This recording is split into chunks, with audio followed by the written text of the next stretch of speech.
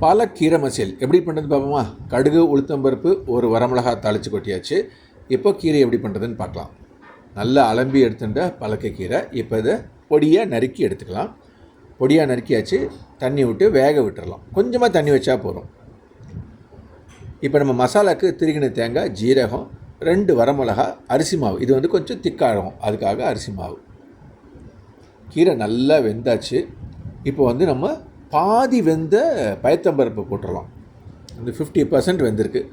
இதை போட்டு நல்லா கிளறிட்டு அதுக்கப்புறம் கூடவே நம்ம அந்த அரைச்சி வச்சுருக்கோம் இல்லையா மசாலா, நம்ம இப்போ வந்து அதையும் போட போகிறோம். இப்போ இந்த மசாலாவையும் சேர்த்து போட்டு நல்லா கொதிக்க விடலாம். இதுக்கப்புறம் ஒரு 5 மினிட்ஸ் கொதிக்கணும். கொஞ்சம் ஹிமாலயன் பிங்க் ராக் சால்ட்டு நல்லாயிருக்கும், அது போட்டு அவ்வளோதான். கொதித்து நல்லா சேர்ந்து கொதித்து வந்தாச்சு. அவ்வளோதான். நம்ம தாளித்து கொட்டத்தை பார்த்தியாச்சு இல்லையா? பண்ணி பாருங்கோ. வணக்கம்.